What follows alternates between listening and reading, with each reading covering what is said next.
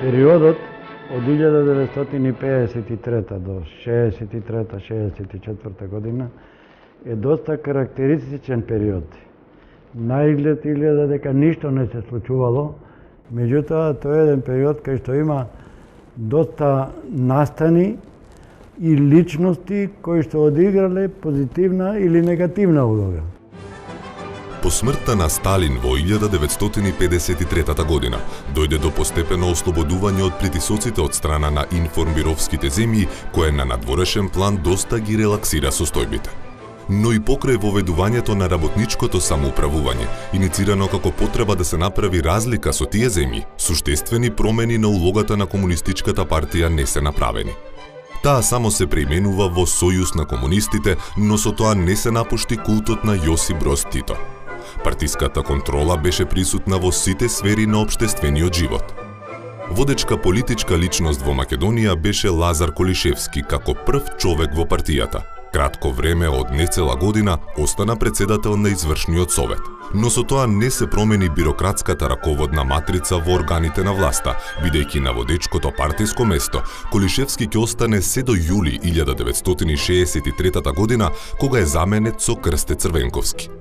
Во декември 1953 година за председател на извршниот совет на Народна република Македонија бил избран Љупчо Арсов. Централистичко-планскиот систем и диригирањето на државните органи преку партијата не ослабнуваат така, како што е предвидено и очекувано, така што и Македонија, како и сите други републики, не чувствува некој напредок во смисла на воведување пазарна економија или пак поголема самостојност на државните индустријски предпријатија, ниту пак некое ослободување од стегите на партиското водење. Истовремено ова 53 година е значајна бидејќи се носи еден уставен закон со кој уставно е инаугуриран еден нов правец во развој на југословенскиот социјализам, а тоа е работничкото самоуправување. Ова работничко самоуправување беше дел од обидите на југословенското раководство исто така да се дистанцираат од сталинистичката практика и од советскиот модел. Започна да се спроведува во 1950 година, но со уставниот закон од 53 година веќе и уставно е устоличено како нов правец на општествениот развој на југословенскиот социјализам. Во текот на 1953 до 1954 година, Милован Ѓилас, еден од најблиските соработници на Јосип Броз Тито, истакната фигура во југословенското комунистичко движење, се јавува со барање за демократизација на политичкиот систем, макар да некои негови истапувања во тоа време биле оценувани како борба за лична власт. Милован Ѓилас беше еден од најдогматските, најортодоксни комунисти се до судиро со информбирото. Но во времето на судиро со информбирото станува најголем антидогматик, најголем антисталинист и почнувајќи ја таа критика на сталинистичката практика, всушност тој и во рамките на делувањето на комунистичката партија на Југославија препознава таа сталинистичка практика. Бидејќи Ѓилас со своите идеи, да кажеме, за плурализација, дури за ослабување на диригентската палка на комунистичката партија, со критиката на поредокот, да кажеме, во таа книга Нова класа, каде што дава сериозна и продлабочена критика на создавањето на еден бирократски слој кој ужива многу привилегии за разлика од обичното граѓанство, меѓутоа и со предлозите за деетатизација, за децентрализација и слично, наишол се разбира на многу остра критика. Неговите барања директно ја допира недопирливоста на Јосип Броз Тито, на неговиот култ, на неговата монополна улога во партијата и во државата, заради што Тито бескомпромисно во јануари 54 година расчистува со Милован Ѓилас, кој беше осуден на 11 години затвор и издржал 9 години во Сремска Митровица. Веќе на 20 јануари 1954 година, во говорот на првото заседание на новоизбраното Народно собрание на ФНРЈ, Јосип Броз Тито барал пресметка со либералистичките тенденции во кои гледал никулец на контрареволуционерното делување. Тоа било уште посилен сигнал за расчистување со гиласовштината во партиските редови и нејзина осуда. Така и во рамките на СКМ била покрената идеолошка борба против анархолиберализмот и гиласовштината како опасни по монолитизмот на партијата. Непосредно дејство на неговата критика немаше. Има еден круг на раководители кои биле свесни за неговата критика и предлози, меѓу нив сигурно имало и неколку наши раководители, меѓутоа немале можност да го изразат тоа во партискиот живот, бидејќи во тоа време, тоа е времето на Колишевски, во Македонија немало никакви ниту медиуми, ниту демократски постапки да се дојде до некоја расправа за такви прашања, ниту пак имало расположение кај нашиот круг на сталинисти. Море крви пролили за братство и единство наших народа. И неćemo никоме дозволити да нам дира или да нам руе изнутра, да се руши то братство и единство. Ниједна наша република не би била никој и ништа да нисмо сви заедно. А ми moramo stvarati svoju istoriju. Svoju jugoslavensko-socijalističku istoriju jedinstvenu u buduće. Ова се години исто така кога повторно на дневен ред во Македонија и во Југославија се јавува националното прашање.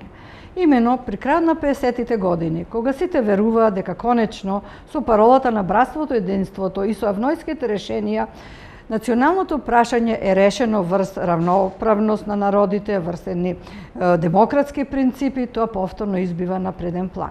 Почнале јавно да се појавуваат известни дилеми околу прашањето дали да се форсира интегралното југословенство или посебноста на секоја од нациите во рамките на ФНРЈ. При тоа, главниот идеолог на самоуправниот модел, Едвард Карделј, ги критикувал тенденциите за интегрално југословенство и идејата за југословенска нација. Таа бирократско-централистичка конструкција се поврзувала со остатоците на големо српскиот национализам. Во Македонија исто така се јавува наплив на нова македонска интелигенција, која е социјалистички определена, го прифаќа социјализмот, комунизмот и Југославија како сопствена татковина, но која исто така покажува доста критички ноти во однос на надворешната политика на Југославија, поставувајќи го на дневен ред, поставувајќи барања за признавање на македонците во соседните држави, особено во Грција, кое во скоро целото постоење на Југословенската федерација беше запоставувано во интерес на мирот помеѓу Белград и Атина.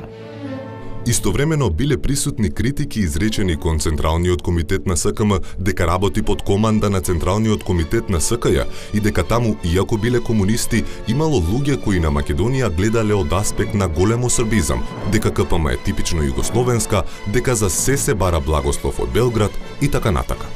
Заради ваквите ставови на дел од македонската интелигенција, во наредниот период, токму интелигенцијата, а особено универзитетската, ќе биде предмет на обработка од тајните служби. Следејќи ги ваквите појави со цел да се зајакне изучувањето на историјата на комунистичкото движење и НОП, партиското раководство во почетокот на 1959 година врши припојување на историскиот архив при Централниот комитет на СКМ кон Институтот за национална историја. При Централниот комитет на СКМ исто така била формирана Комисија за историјата на СКЈ во состав Мито Хаџивасилев председател, Елисије Поповски, Ванчо Бурзевски, Данчо Зогравски, Мицко Мицев и Коце Јовановски Солунски секретар. Комисијата имала посебна задача да организира пишување на историјата и да ги контролира текстовите што се однесувале на историјата на работничкото движење, СКЈ и НОП за енциклопедијата на Југославија. Сето ова било во функција на градењето на култот на Јосип Броз Тито, зајакнувањето на југословенството и потврдувањето на историската улога на Лазар Колишевски и неговата правоверност кон Централниот комитет на КПЈ во однос на анатемисаните личности пред се Методија Шаторов Шарло и Методија Андонов Ченто, како и други политички дисквалификувани учесници во НОП.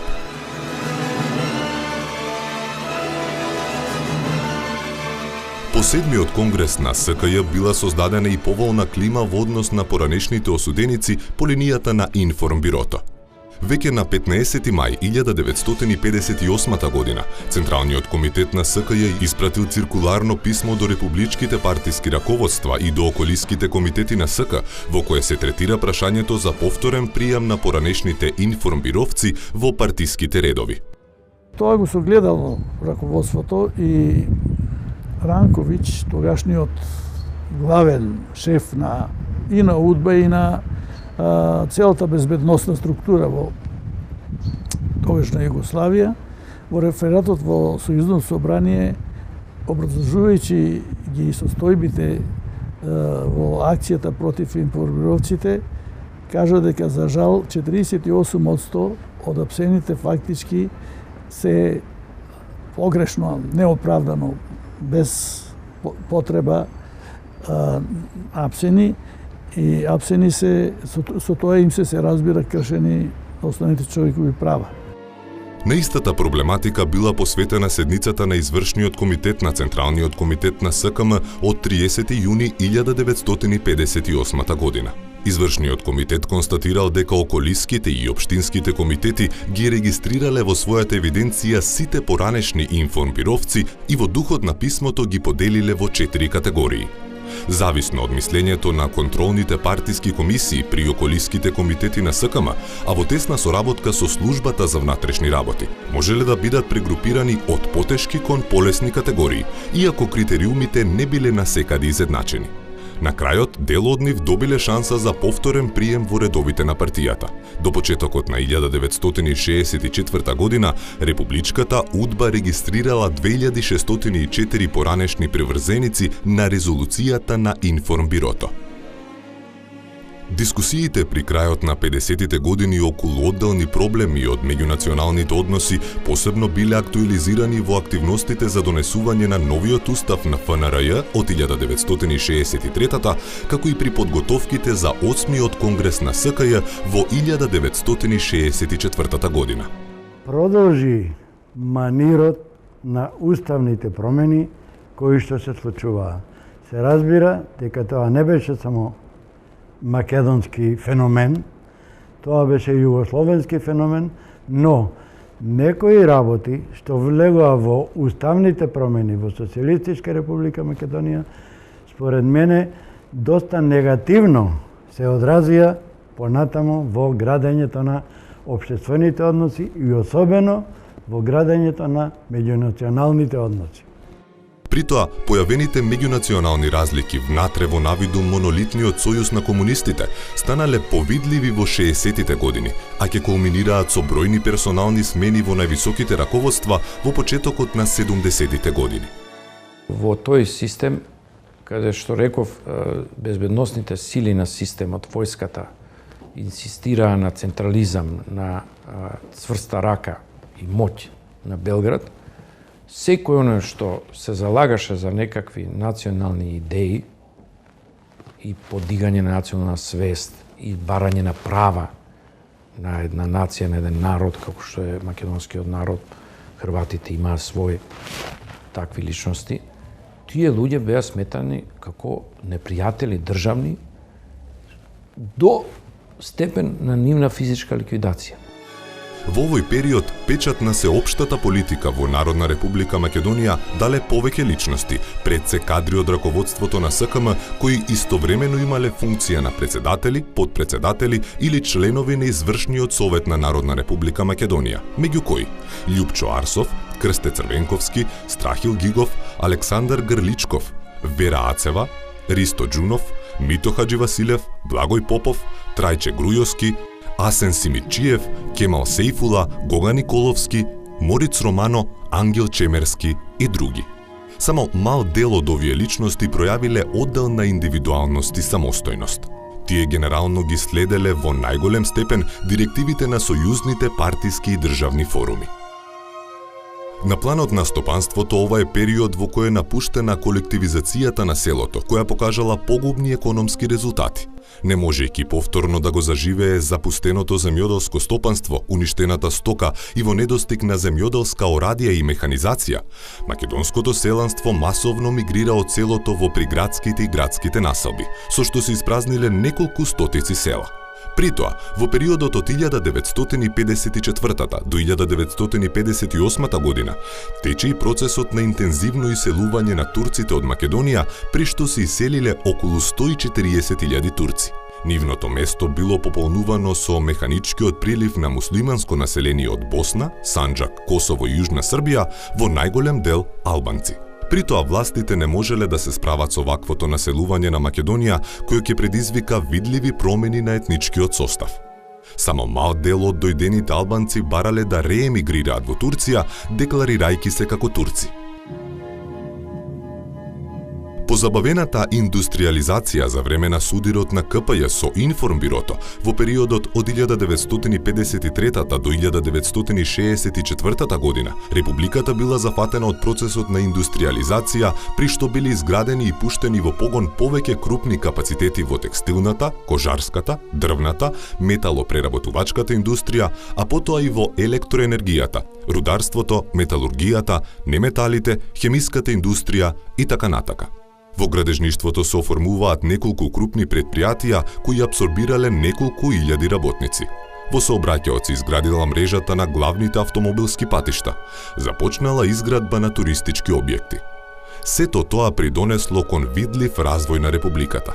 Успешноста на таа фаза се огледала во општиот пораст на производството и прометот во сите стопански дејности, во пораста на вработеноста, па и во растежот на личната и заедничката, јавната потрошувачка на населението, иако тоа е релативно ако се земе предвид крајно ниската појдовна основа. Исто така е многу значајно што од 1955 година многустрано се зголемуваат инвестициите во земјоделството, бидејќи покрај празнењето на македонското село, сепак Македонија е претежно се уште аграрна земја и тие инвестиции се многу значајни за модернизација, развој на земјоделството, појава на земјоделско-индустријски комбинати со модернизирано производство.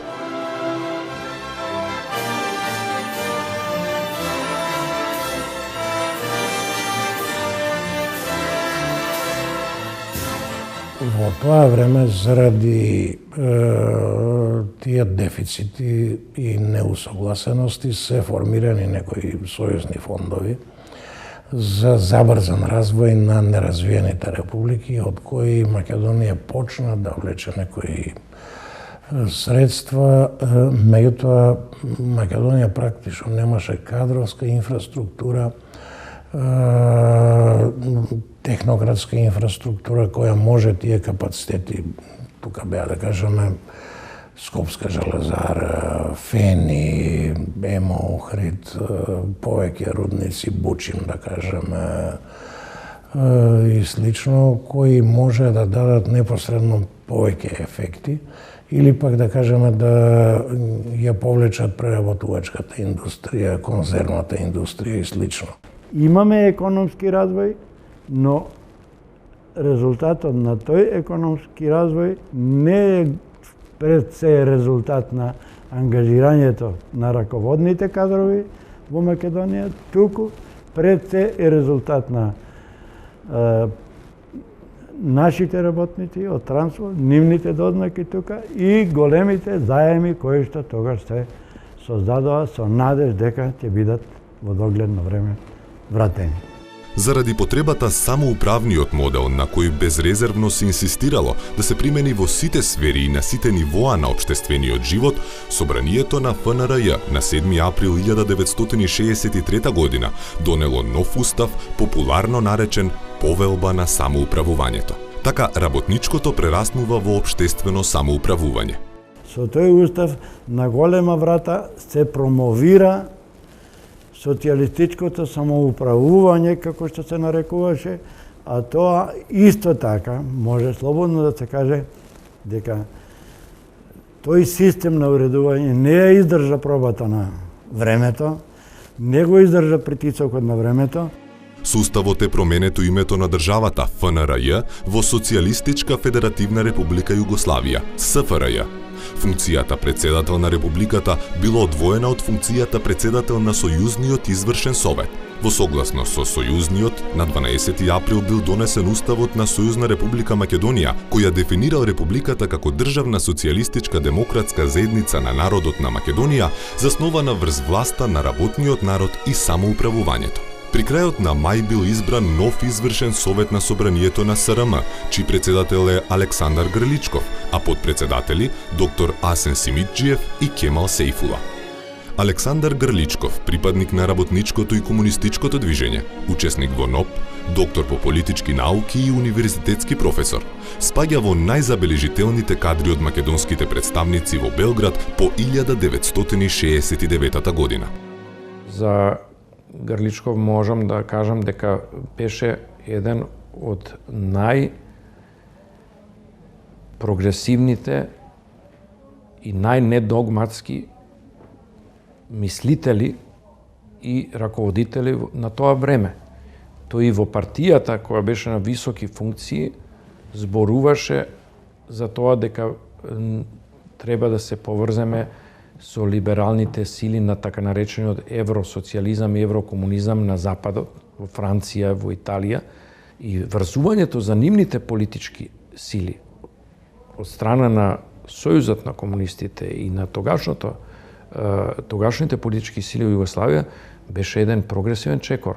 Значи, врзување за еврокомунизмот, за она што беше дел на европската идеја и одвојување од тој идеолошки клан советски кој беше догматски комплетно и како последица на тој Советскиот сојуз се распадне целиот источен блок. Грличков беше еден од носителите на тие идеи во Југославија. И за плурализам.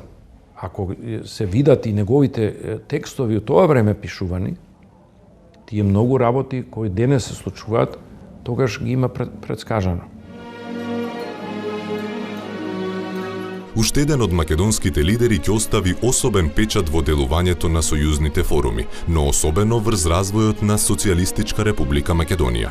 Тоа е Крсте Црвенковски. Црвенковски е првоборец, народен херој од Прилеп, еден од организаторите на движењето и на востанието во тој крај и нешто покасно во Западна Македонија.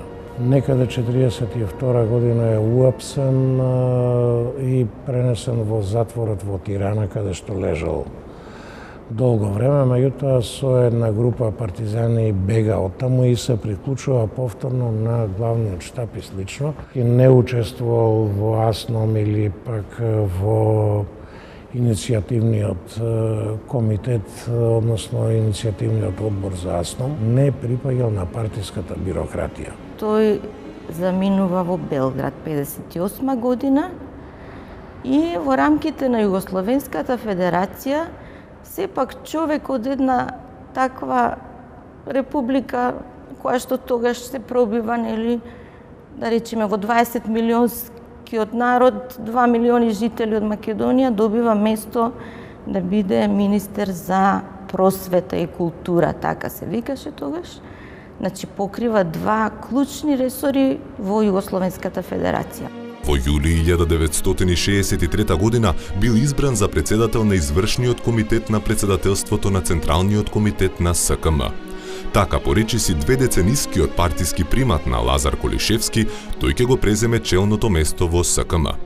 63-та се селиме за Македонија и точно во тој период кога веќе тој е назначен одговорен на ЦК на Македонија и тогаш се случува земјотресот.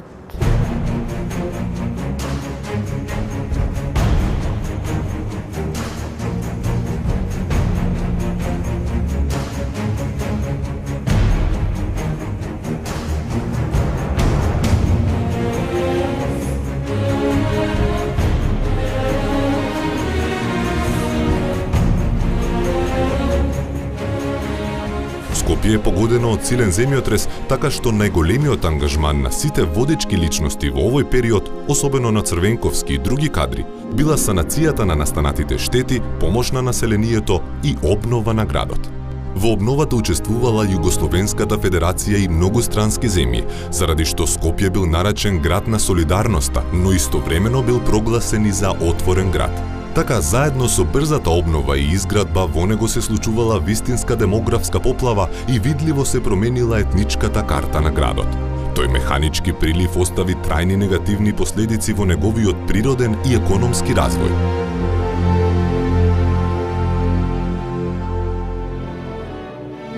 Во текот на 1964 година, во рамките на СКЈ, повторно по иницијатива на Карделј, се отворени нови дискусии за меѓунационалните односи. Svi zajednički boriti protiv toj apsolutno štetnoj, opasnoj pojavi da se počnu dijeliti radnici na nacionalnosti. Овие расправи биле само предвесник на она што околу проблемот на меѓунационалните односи ќе се вметне на 8-миот конгрес на СКЈ одржан во Белград од 7 до 13 декември 1964 година. Формално гледано партијата настапувала единствено, но раководството било поделено најмногу за прашањето дали југословенските народи се економски неприкосновени во рамките на своите републики, прашање кое ќе создава нови потреси. Во извршниот комитет на Централниот комитет на СКЈ, како представници од редовите на СКМ, влегоа Лазар Колишевски и Крсте Црвенковски. Бидејќи бев начело на таа комисија за тајната полиција, а се здобив и со голем респект кај Тито, реков дека си мисле во себе дека е сега период ова да се искористи за поголеми права на Македонија во Федерацијата. Во разбрануваната клима на дискусии околу потврдувањето на посебните национални индивидуалитети, Крсте Црвенковски вложил извонредни напори во формирањето на Македонската академија на науките и уметностите и прогласувањето на автокефалноста на МПЦ во 1967 година. Исто така мощне важни се неговите заложби за застапеност на македонските кадри во органите на Федерацијата, за обезбедување македонски висок воен кадар во ЈНА, за рамноправноста и застапеноста на македонскиот јазик во Федерацијата и така натака. Во разговор со некои српски генерали, мислам, во Белград му велат: па добро, Крсте, како ти си комуниста се бориш за црквата? А тој вели: јас воопшто не се борам за црквата. Се борам да се укине последниот остаток на великосрпскиот хегемонизам во Македонија.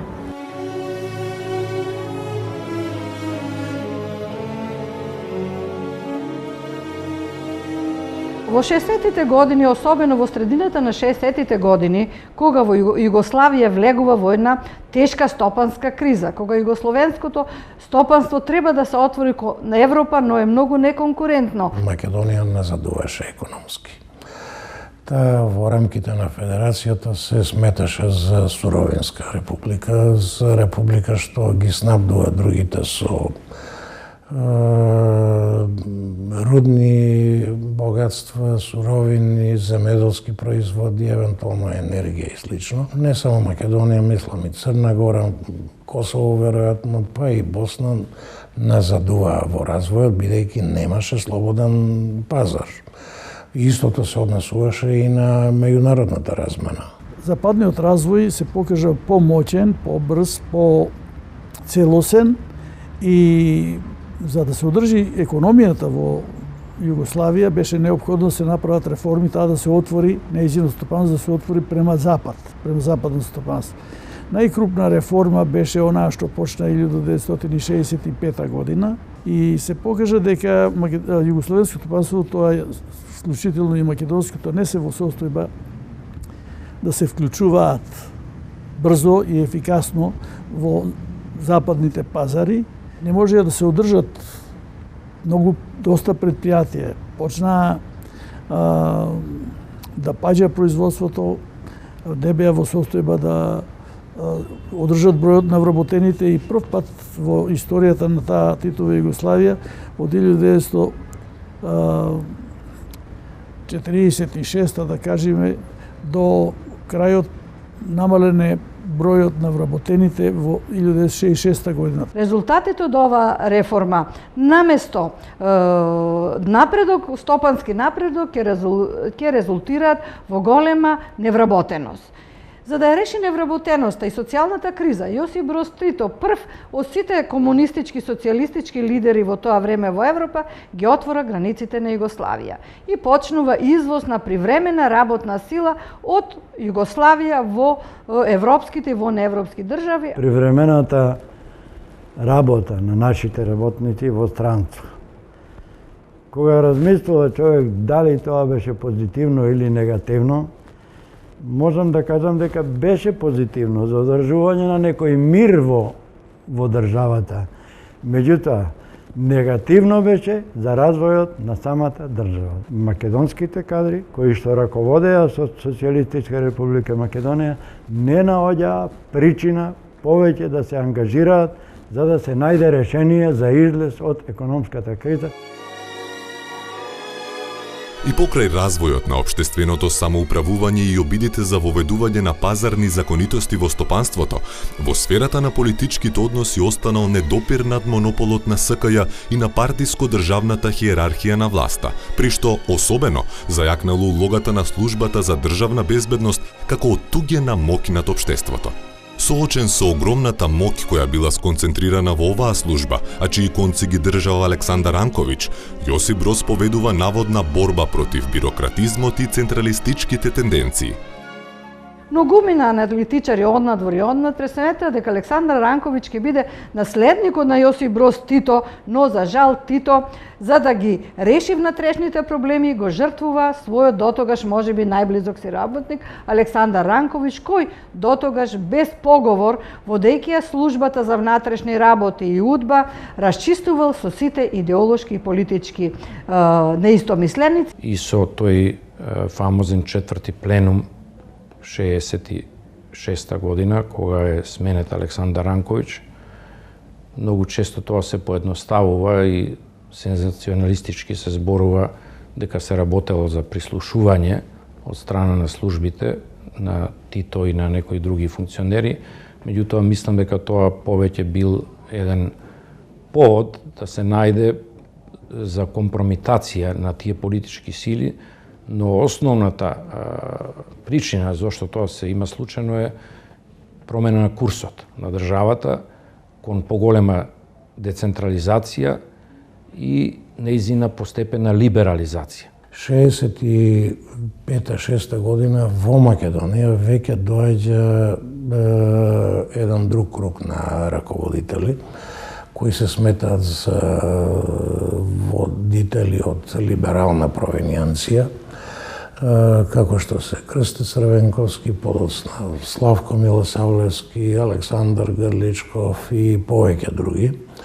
Меѓутоа и тие се разбира влијаат на известно олабавување на тие партиски стеги во раководењето со науката, културата, стопанството, надворешната политика дури. 1966 година настана еден прелом во Југославија, после сменувањето на Ранковиќ како главен господар на тајната политичка полиција, и од тога е настапи еден период све до краја на 60-тите години, еден период кој го ја нарекнувам звездан период на таа социјалистичка демократија. Сотворија можностите и за една поголема равноправност на републиките во Југославија, а исто така и за малку поголема слобода на мислата. Мислам, можам да кажам следново, дека од 63 година па до 71 година во Македонија немаше во затворите ни еден политички затвореник. Јосип Броз Тито, после симнувањето на Ранковиќ, избира една комисија за реформи во Сојузот на комунистите. На чело со Мијалко Тодоровиќ, во која комисија беа членови и од Македонија, Славко Милосавлевски, Мито Хаџивасилев Јазминки и други, но сепак, бидејќи ова комисија покажа многу радикални чекори во реафирмирање на одредени демократски принципи внатре во партијата, Јосип Броз Тито се најде загрозен и беше прекината реформата на Сојузот на комунистите. Но, покренатите иницијативи, барањата за либерализација, за демократизација на системот не можеше да ги сопре. Во 60-тите години во рамките на дискусиите за националната рамноправност се отворила прашањето за рамноправноста на јазиците во СФРЈ, како и проблемот за употребата на знамињата на народностите. На неколку седници на председателството и извршниот комитет на Централниот комитет на СКМ забележани се долги, бурни и на моменти доста спротивставени дискусии околу овој проблем. Според наводите на Крсте Црвенковски, сите албанци и турци, иако не со исти интензитет, биле единствени во упорноста на нивните барања.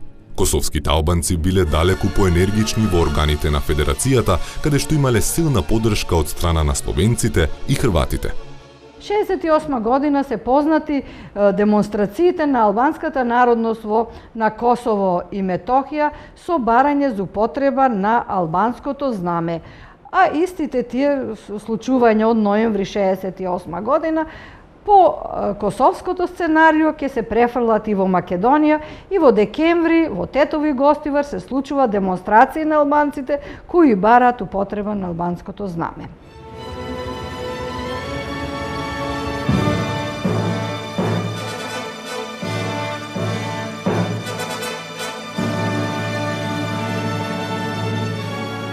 Треба се каже дека претходно од студентските протести и случувања 68-та година, кои беа и европски и светски тренд, од Америка преку Европа, преку изаземање на универзитети, факултети, милионски демонстрации на секаде, па и во Белград, Загреб, Љубљана и до некаде во Скопје, созреа една свест дека понатаму не може на истиот начин. Една од првите работи што студентите, а јас бев и во акциониот одбор на демонстрациите на Економскиот факултет во Белград, ја заклучија дека не е потребно Тито да се вика да ни помогне, бидејќи цело време тоа ни го сугерира, туку ние дека треба да му помогнеме. Бидејќи очигледно работите идат во погрешна насока и дека не се движат како што треба, што беше многу индикативно. Прв пат да се некој усуди да каже дека не е тој семоќниот демиург и личност која се може да реши сама, туку дека ние како студенти, како движење, се нудиме ние да помогнеме на општеството да го фати правилниот курс. Протестите биле смирени благодарение на Титовиот демагошки говор на 9 јуни преку телевизија Белград, кој им дал за право на студентите, но од друга страна тајно наредил прогон и затворање на организаторите. Во Социјалистичка република Македонија не дојде до јавни демонстрации покрај присутната напната атмосфера помеѓу студентите. Во тие рамки на 3 јуни 1968 година беше одржана седница на Централниот комитет на СКМ на која се расправа за кризата на универзитетот во Македонија. Во необично отворена дискусија, доктор Славко Милосавлевски констатирал дека студентските немири јасно ја покажуваат очигледната криза на општеството настаната со судирот помеѓу силите за реформа и етатистичките тенденции за конзервирање на односите. Другиот ден на 4 јуни беше усвоена платформа под наслов "За што се бори Сојузот на комунистите на Скопскиот универзитет", донесена на заедничката седница на градската и универзитетската конференција на СКМ Скопје. Во оваа платформа е нагласена потребата за еден слободен самостоен универзитет во битката за нови социјалистички самоуправни односи на универзитетот. Јас тогаш бев студент на правен факултет. Се сеќам кога бевме свикани на партиски состаноци да се објаснува судират помеѓу партиското македонско раководство на чело со Ангел Чемерски, а од друга страна беа моите професори Славко Милосавлевски, професор по социологија, понатаму Томислав Чокрески, професор по социологија, кои беа на правниот факултет жигосани, критикувани како либерали, а во тоа време, нормално јас како студент, разбрав дека не се само тие во таа група, туку во таа група се и професорите од филозофски факултет. Тој е Димитар Мирче професор и професорот Димитар Димитров. Имаше уште некои, јас не се сеќавам моментот, но мислам дека тогаш жестоки партиски критики имаше на тие состаноци, како овие интелектуалци, професори се одважиле да бидат против Комунистичката партија на Македонија. Така покренатата лавина за реформирање на СКЈ, за демократизација на системот и бројни нови идеи не можеа да бидат сопрени. Во секоја од републиките тие најдоа специфична почва, барања и потреби кон кои се стремеа демократските творечки сили во редовите на Сојузот на комунистите. Ваквите барања, кои веќе допираа недопирливоста на монополот на партијата, беа означени со либерализам. Либералната пролет, која започна некаде 68 година, кај нас со студентските протести, демонстрации и така натаму, и заврши 73 година, веднаш по таа трета конференција на СКМ. И не случајно имаше во Загреб, во некои други центри, нови некои струи, нови гледања, кои под фирма на либерализација на партијата и на општеството бараа и децентрализација, значи поголемо учество на републиките во управувањето со државата. И тоа беше легитимно во една повеќе национална заедница како што беше Југославија, бидејќи тоа беше единствениот начин тие разлики и различни интереси кои објективно постоја да може да се согласуваат и да добијат своја легитимност. Во Македонија веќе беа создадени сили идејни, стопански, стопанството апсолутно учествуваше во тие конфликти, културни, политички и слично, за да се зазема еден поинаков курс на развој, не нужно против федерацијата или против партијата, во тоа време не можеше да се замисли овој антипартиски дејствувања, меѓутоа еден курс кој фундаментално би рекол од денешен аспект го негираше претходниот развој на Македонија. Кај унитаристите тоа беше се гледано како распаѓање на државата и како опасност нејзина и од безбедносна гледна точка, и од политичка гледна точка, како загрозување на нејзината стабилност, бидејќи се работеше за неразбирање на тие тенденции. Тито беше немилосрден. Кога беше во прашање нарушување на неговата раководна позиција, беше безмилосен кон сите и ги жртвуваше и своите најблиски соработници. Таа негова заложба дека треба да се расчистува со унитаризмот, централизмот, беше само една тактичка негова постапка за да најде кривци за кризата во која се најде Југославија. Така, во почетокот на 70-тите години почна чистка на хрватското раководство, словенечкото, српското раководство, а 73-та година, во јанари беше, со 36-та седница се расчисти и со македонските либерали кои бара демократизација на системот. И така дојде до тој остер конфликт на третата конференција, каде што беа изложени многу повеќе мислења на протагонистите на либералната пролет и политика и водство во Македонија и многу повеќе критики веќе однапред подготвени од припадниците на конзервативното крило. И таа критика нешто беше аргументирана, туку беше однапред подготвена, фингирана, мислам дека веќе имаше од Белград инструкции тоа либерално крило да се ликвидира. На 36-та седница дојде до јасна поделба на двете присутни струи во СКМ, реформската, така наречените либерали, и антиреформската, така наречени линијаши, противници на промената на улогата на партијата.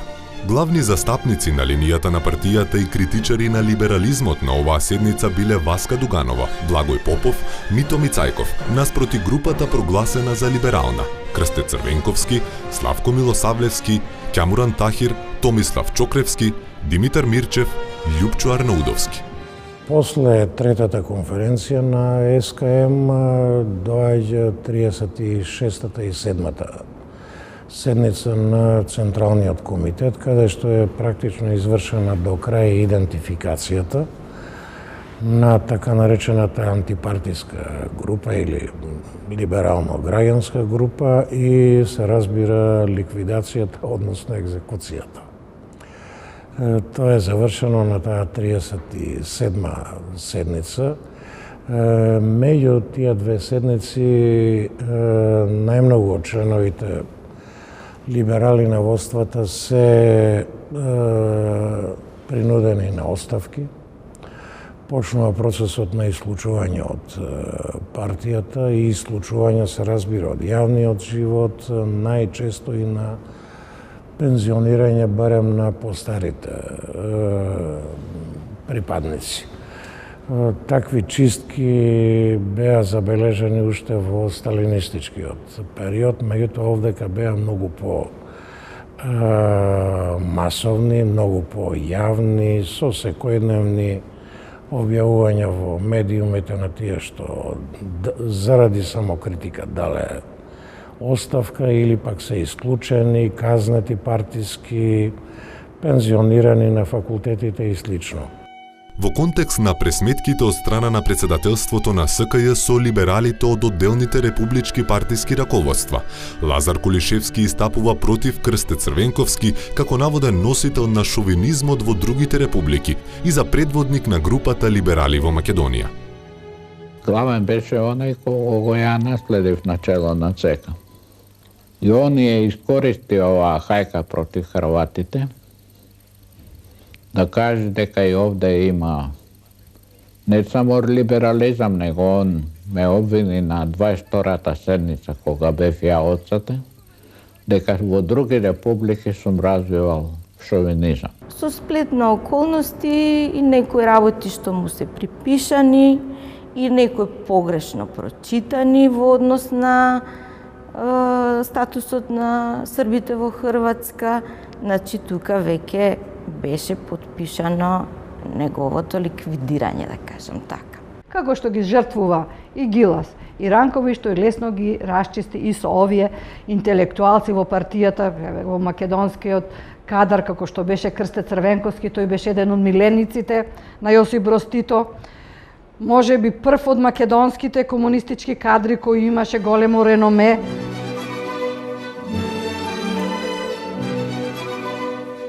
За жал превлада таа конзервативна струја. Старите кадри на Македонија од Федерацијата се беа вратили. Се виде дека конфликтот беше многу остар и дека мнозинството од партиската бирократија се против какви да е промени. Почнува повторно некоја позасилен израз на стремеж за да не речам диктатура, но се смалува демократијата. Тито го покажува повторно својот силен авторитет и не дозволува многу индивидуи да се протнат. Законите на глутницата не дозволуваат индивидуалитет. Глутницата прво ги прождира индивидуалностите, персоните, значи поизразените личности во својата средина, прво нив ги јаде, за да може слободно да действува како глутница. Зашто ако има памет, ако имат луѓе со памет, тој памет ќе растури хомогеноста на глутницата. Значи единството беше најважно. Еден водач, една партија, една земја.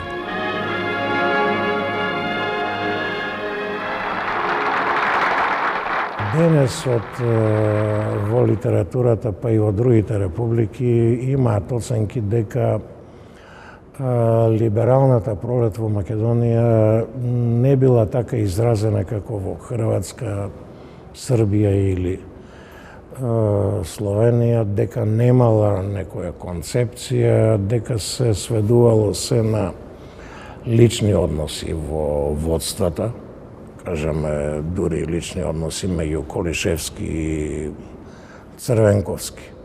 Меѓутоа, мојата оценка е различна, имено дека имаше апсолутно концепција за поинаков развој на Македонија.